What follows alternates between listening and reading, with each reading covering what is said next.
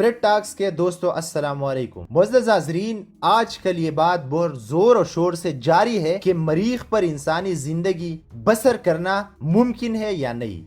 इसके हवाले से आज की वीडियो इंशाल्लाह आप लोग तक बेहतरीन मालूमात पहुंचाएंगे। अगर आपको ये वीडियो पसंद आई तो प्लीज हमारी यूट्यूब चैनल स्प्रेड टॉक्स को सब्सक्राइब करना मत भूलिए। तो बिना किए टाइम ज़ाया इस वीडियो को शुरू करते हैं।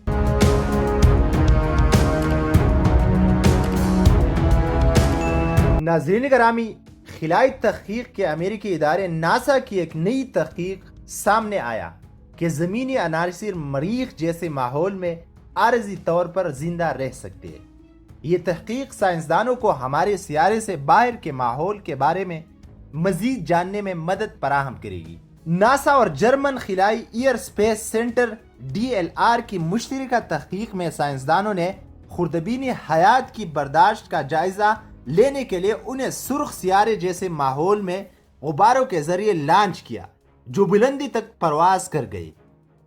जायजा में सामने आया कि इस सफर के दौरान इनमें से कई आर्गन जिंदा रहे। तहकीक की एक शरीक का कहना था, हमने बैक्टीरिया और पिंगी को मरीख जैसे माहौल तक भेजने के नए तरीके आजमाए हैं और इसलिए साइंसी गुब्बारी इस्तेमाल की है जो हमारी आजमाइशी सामान को जमीन के माहौल की बुलंदी तक लेकर गई। फ्रंटियर्स ऑन माइक्रोबायोलॉजी में शाया होने वाली इस तहकीक में जमीनी जिंदगी से ताल्लुक रखने वाले माइक्रो ऑर्गन्स को माहौल में लॉन्च किया गया ताकि मरीख के माहौल जैसे हालात को पैदा किया जा सके जो कि जमीन पर तख्लीक की जाने नामुमकिन था।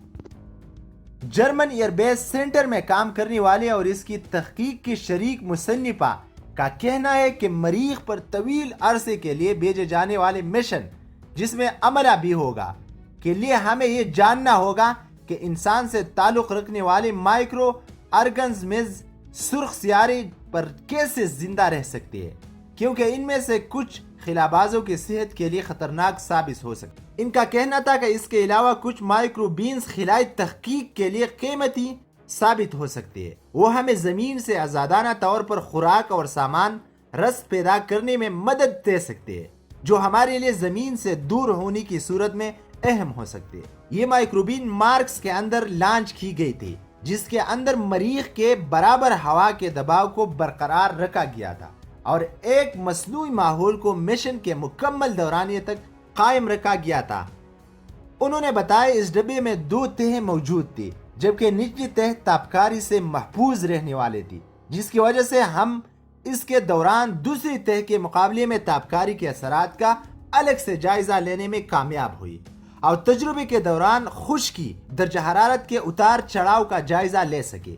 ऊपर वाली तह के नमूने निचली तह के मुकाबले में तापकारी से 1000 गुना ज्यादा मुतासिर हुई। यूं ये तापकारी की सतह हमारी जिल्द को जला सकती है। तहकीक में सामने आया कि इस सफर के दौरान तमाम माइक्रोबीन्स बाकी नहीं रह सकी। इससे कबल यही सयाह पमबूंदी वापस आने के बाद ही बहाल की जा सकी। इससे कबल यही पमबूंदी बैनुल अक़वामी खिलाई स्टेशन पर भी दरियाफ्त हो चुकी है।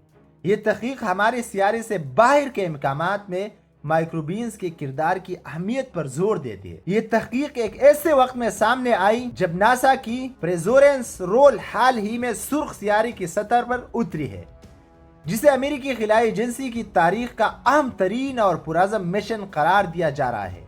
नाज़रीन, अगर आप इस तरह के मालूमाती वीडियो पसंद करना चाहते हैं तो आप हमारी यूट्यूब चैनल स्प्रेड टॉक्स को सब्सक्राइब करना मत भूलिए। जज़ाकुमुल्लाह खैर।